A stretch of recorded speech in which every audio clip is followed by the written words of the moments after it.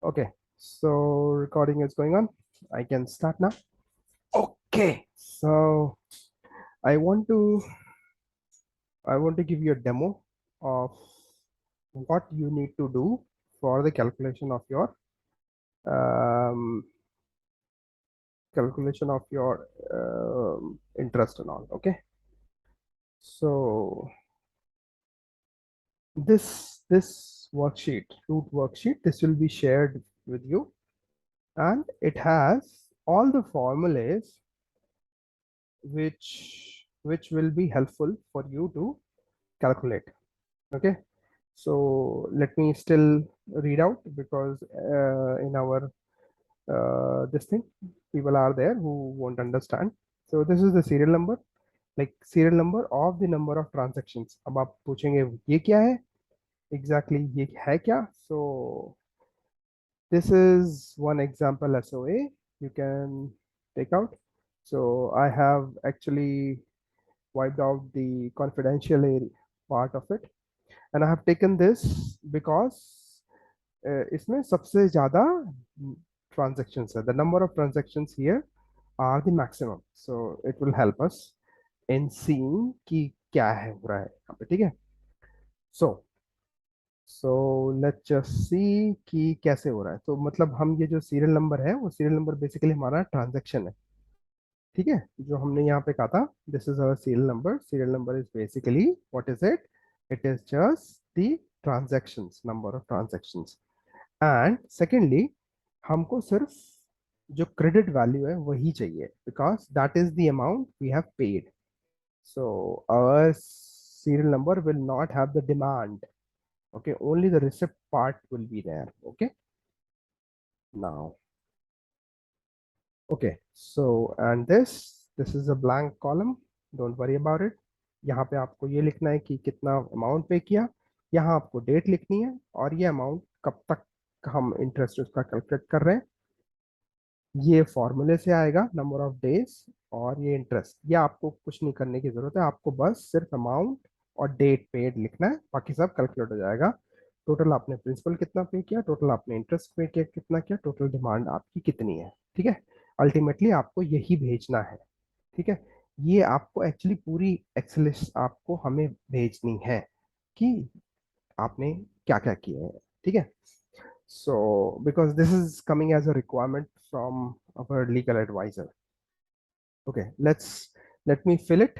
एक बार हम फिल कर देते हैं, आपको दिखा सकते हैं कि कैसे कर रहे हैं ये. ठीक है, सो पता नहीं आपको छोटा छोटा दिखेगा कि नहीं दिखेगा. एक मिनट.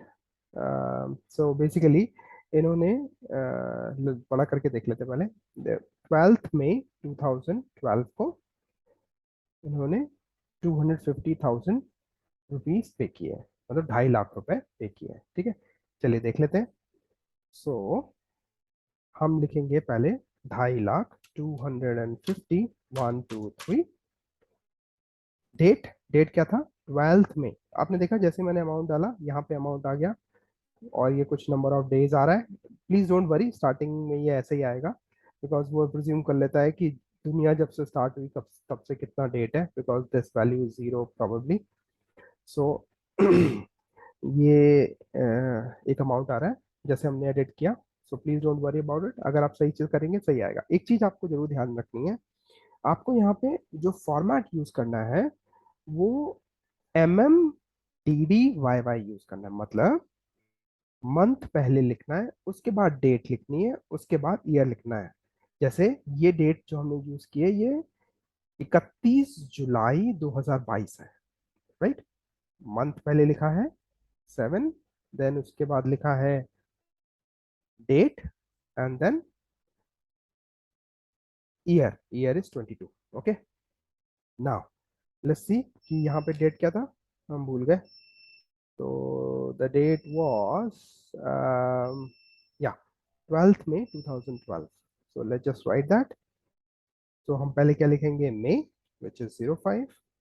फिर लिखेंगे डेट 12, उसके बाद 2012.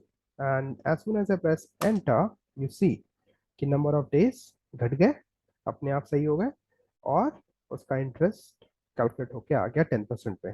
ठीक है, now let's fill the second thing. Second चीज कब आई?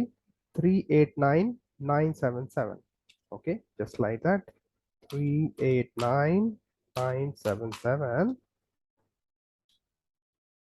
And when did this happen? This actually happened on 11th August 2012. Okay, August 11 2012.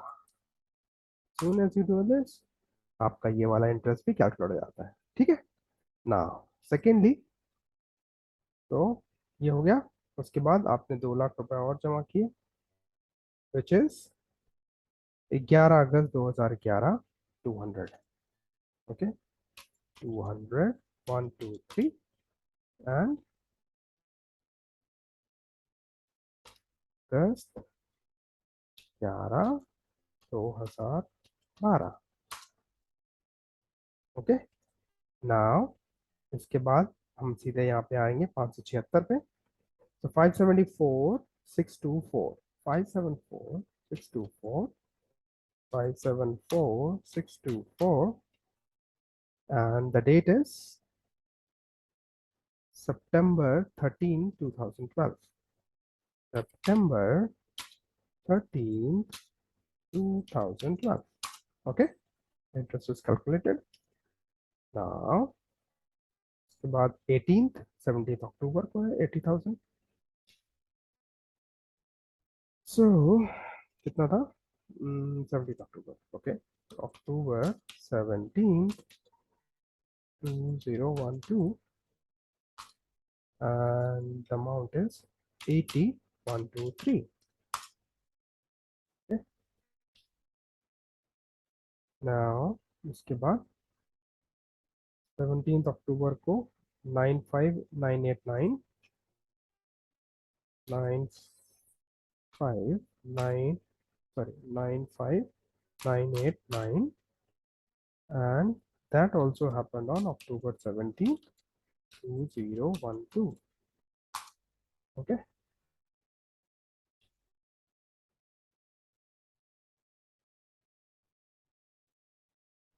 Okay, then 244 000 happened on again 17th October. 244 1 2 3. October 17th 2012. Okay, जैसे आप मान लीजिए कोई गलती कर देते हैं. सपोज आपने यहाँ पे 17th अक्टूबर ही लिख दिया. 17th अक्टूबर 2012. तो ये देखिए आप वैल्यू वैल्यू आ जाता है. ठीक है, तो फिर आपका एक गलत हो जाएगा. ठीक है, यहाँ तो ठीक है क्योंकि ये वैल्यू वैल्यू ऐसे दिखा रहा है. लेकिन अगर आप इसमें और गलतियां ऐसी करते जाएंगे, लेकिन अगर आप जैसे आप ये गलती कर देते हैं, फॉर एग्जाम्पल आप लिख देते हैं इसके अंदर 01 01 20, सॉरी 2012. हाँ, जैसे आप ये लिख देते हैं. ठीक है, तो आपका ये सॉरी माय बैड, मैं आपको जो दिखाना चाहता हूँ वो कुछ ऐसा होगा कि मान लो आपका था, आपने पे किया है एक सॉरी 12 जनवरी को. ठीक है, 12 जनवरी को आपने पे किया. तो आप कैसे, अगर आपने 12 जनवरी 2012 लिख दिया, एक्चुअली ये गलत हो जाएगा क्योंकि आपके देखो ये ना नंबर है, ये कम हो गया है. ठीक है, अगर हम इसको हम सही से डालेंगे तो अब ये देखना नंबर बढ़ जाएगा. ठीक है, इसको हम क्या डालेंगे? पहले जनवरी, फिर हम कहेंगे 12, और फिर 2012. ठीक है, देखिए 23,000, सॉरी 2,35,000 था, और अभी चेंज हो जाएगा 2,56,000. So you are losing money. तो प्लीज मेक श्योर कि आप जो ये लिखें इसमें हमेशा आपको पहले मंथ, फिर उसके बाद डेट, और फिर 2012 मतलब ईयर लिखना है. तभी जाके वो राइट कैलकुलेट होगा. अदरवाइज कुछ ना कुछ गलती करके बैठेंगे आप, और फिर मेरे को पूछेंगे, विच आई डोंट वांट. इतनी मेहनत करने के बाद भी अगर ऐसा हो तो it will be like really slander on my self कि मैं क्या करके दूं। और एनीवेज आई थिंक अब आप लोगों को समझ में आ गया फाइनली। जो भी यहाँ पे आपको ये पूरी एक्सेलेंस भेज देनी है, रिप्लाई टू, या एक आप नई लिख लेना अपना यूनिट नंबर लिखना, और टोटल आप ये पूरी एक्सेलेंस अटैच कर देना। और क्या करना, आप ये लिख देना टोटल डिमांड आपकी ये जितनी है, टोटल डिमांड जो है ये इतनी आएगी, जो भी ये वैल्यू आ रही है, ठीक है। So that is the whole purpose of explaining. मैंने एक्चुअली एग्जाम्पल के लिए एक दो और भी लगा लिया था, लेकिन I don't think it is required. इतने से समझ में आ गया होगा, ठीक है, बिकॉज एवरीबडी इज इंटेलिजेंट। जिसने इतने सारे पैसे कमाए हैं वही एक्सेलिस तो यार इस वीडियो को देख के भर ही सकता है, ठीक है, अदरवाइज तो पता नहीं। ठीक है, okay, that's all from my side. If you still have questions please swing me, देखूंगा मैं। मतलब no question is bad until unless it is really extremely trivial one। अगर वो बिल्कुल ही है तो फिर कुछ नहीं कर सकते, अदरवाइज तो एवरी क्वेश्चन इज गुड। आपके ऊपर फिर भी लीक से हट के क्वेश्चन आते हैं, प्लीज पूछिए। I may have certain insight and I can take it forward to the right people. Okay, चलिए, with that I would actually stop this। Okay, stop the recording and stop everything। Bye bye।